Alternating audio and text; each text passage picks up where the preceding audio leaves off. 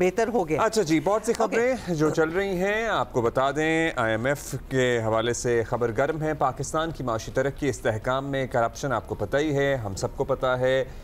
It is that thing that we all know and we do not know as well. ایک حقیقت ہے corruption. بدقسمتی سے ملک کا ایک ادارہ نہیں ہے، بہت سارے ادارے ہیں، تمامی ادارے ہیں جس میں کسی نہ کسی لیول، کسی نہ کسی نوعیت کی کرپشن ہو رہی ہے. اور IMF یہ کہہ رہا ہے کہ اس کو ٹھیک کریں.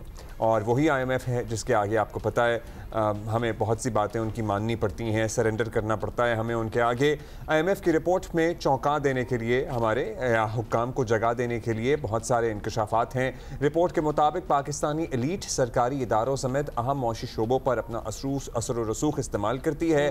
IMF نے اپنی رپورٹ میں صاف لکھا ہے کہ اگر پاکستان گورننس اصلاحات کرے، کرپشن کے خلاف واقعی سنجیدہ کارروائی ہو تو پاکستان کے GDP میں اضافے کی شرح اگلے 5 برسوں میں 6.5% سالانہ تک پہنچ سکتی ہے. اچھا، بیسکلی ان کے کہنے کا مطلب ہے کہ کیپیبلٹی ہے، یہ سب ہو سکتا ہے اگر کریکٹیو میجرز لیں اور کرپشن کو کنٹرول کریں. آٹومائزیشن، ڈیجیٹائزیشن، یہ ساری چیزیں مینشن کی گئی ہیں کہ ذرا اب یہ کاغذوں سے، پیپر لیس پالیسی، ان سب کی طرف آئیں گے تو آپ اپنی مطلب بہت جگہ یہ ہو چکا ہے لیکن بہت لیکیجز کو کم کر کے GDP کو بڑھا سکتے ہیں. اچھا، آپ کو بتاتے چلے کہ اس وقت پاکستان کی GDP جو آپ ذکر ہی کر رہے ہیں 3% بھی نہیں، سوچیں ذرا. اور IMF کی رپورٹ میں بتایا گیا ہے کہ نیب نے 2 سال میں کرپشن کی 5 کھرب 30 ارب روپے کی رقم ریکور کی ہے.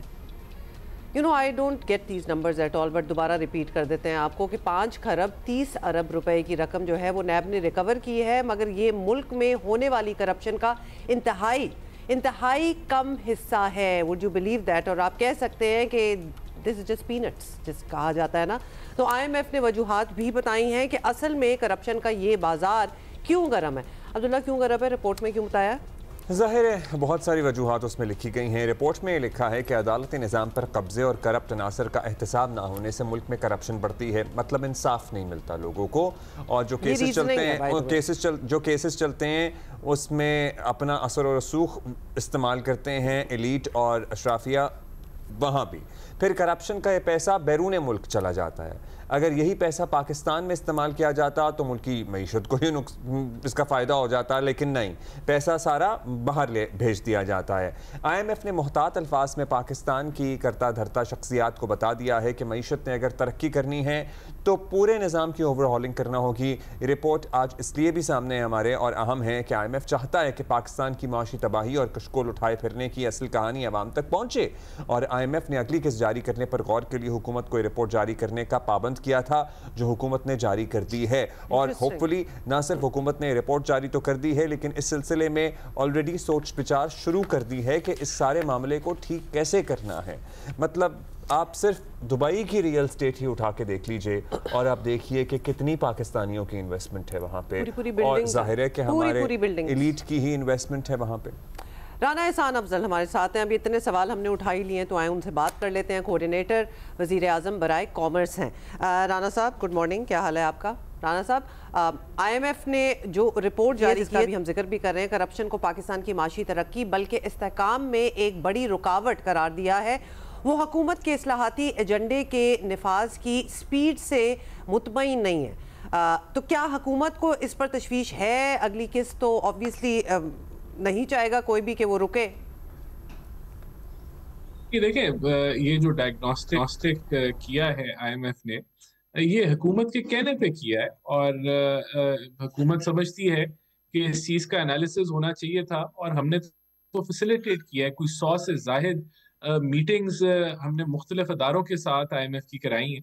اور اگر آپ اس رپورٹ کو گہرائی سے پڑھیں تو وہ تو تعریف بھی کر رہی ہے کہ جو فسکل ڈسپلن اچیو ہوا ہے اور جو ریفارمز جو کی گئی ہیں اس کے نتائج آئے. مہنگائی کی شرح کی انہوں نے بات کی ہے کہ اپریل کے اندر کم ترین تھی، ریزروز بلڈ اپ ہوئے، تو انہوں نے تعریف بھی کی ہے. لیکن یہ بڑی کلیئرٹی ہونی چاہیے کہ یہ جو ڈائگنوسس ہوا ہے گورننس اور کرپشن کے اوپر، یہ حکومت کے کہنے پہ جو ہے یہ IMF نے ایکسرسائز کی.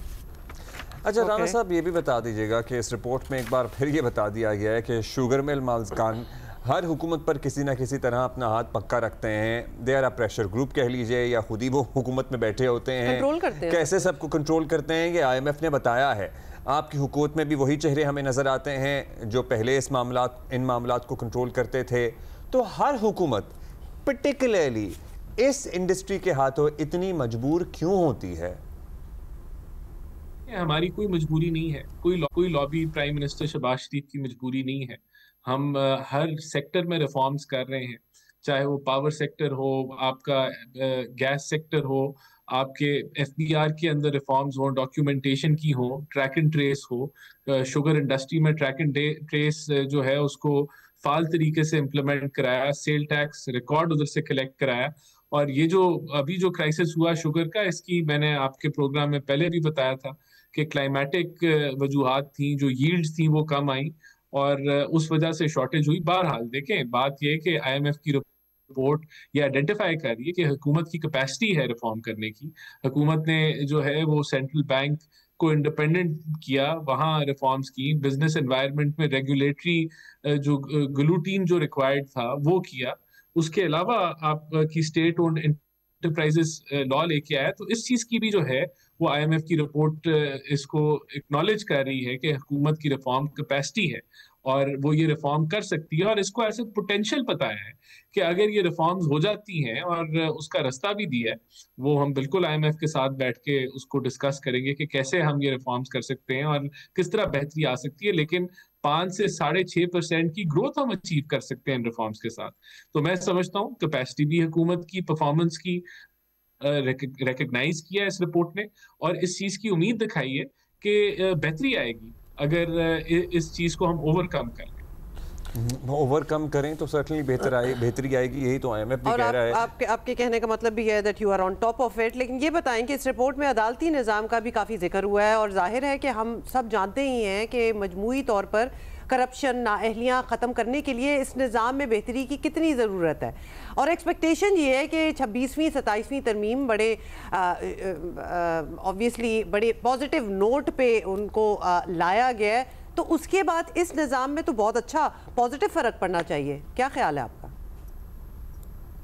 لیکن بالکل پڑے گا. جو ایک بیک لاگ تھا وہ ختم ہونے کے امکانات بڑھ گئے ہیں. آپ کے آئینی معاملات آئینی عدالت میں ڈیل کیے جائیں گے, اور جو دیگر معاملات ہیں وہ آپ کے جو ہے وہ جو سپریم کورٹ میں ڈیل کیے جائیں گے.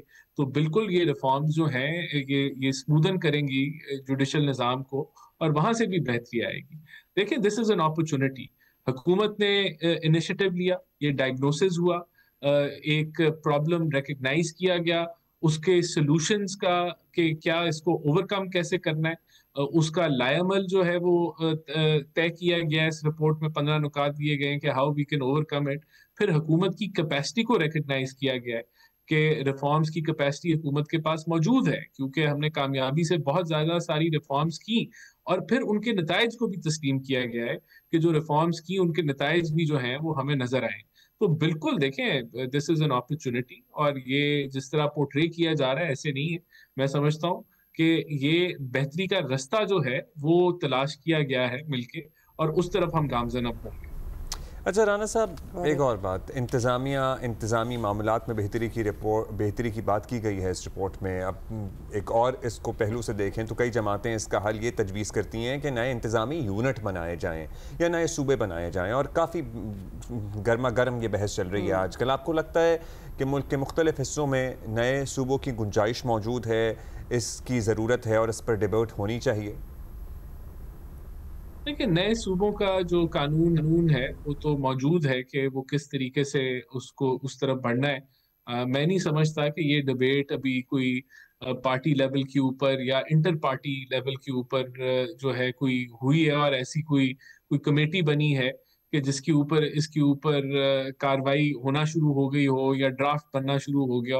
It is a topic which is being discussed on T V, but apart from that مجھے نہیں لگتا کہ اس کے اوپر ابھی کوئی لمبی چوڑی بحث ہوئی ہے. یہ بالکل ہے کہ ہمیں جو تھرڈ ٹیئر آف گورنمنٹ ہے وہ انٹروڈیوس ایک پرماننٹ طریقے سے ہونا چاہیے. اس پہ ایم کیو ایم بھی بات کرتی ہے اور ہم بھی اس کو انڈورس کرتے ہیں, اور وہاں جو ہے اس کی فائنینشیل انڈیپینڈنس اور اس کی کنٹینیوٹی کو ہمیں انشور کرنا چاہیے, اور اس کا مینڈیٹ جو ہے جو سروس ڈلیوری اس نے دینی ہے ایٹ لوکل باڈیز لیول وہ کیا ہونی چاہیے ہے، اس کے اوپر ضرور بات چیت ہونی چاہیے. وہاں کام کی ضرورت بھی ہے، اور صوبوں سے زیادہ میں سمجھتا ہوں کہ ہمیں تھرڈ ٹیئر آف گورنمنٹ کے اوپر کام زیادہ کرنے کی ضرورت ہے.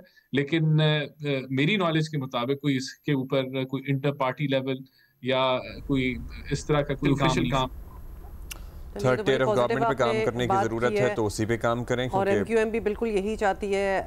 تو that is a good sign that you are seeing کہ انسٹیڈ آف دس ہمیں اس پہ کام کرنا چاہیے.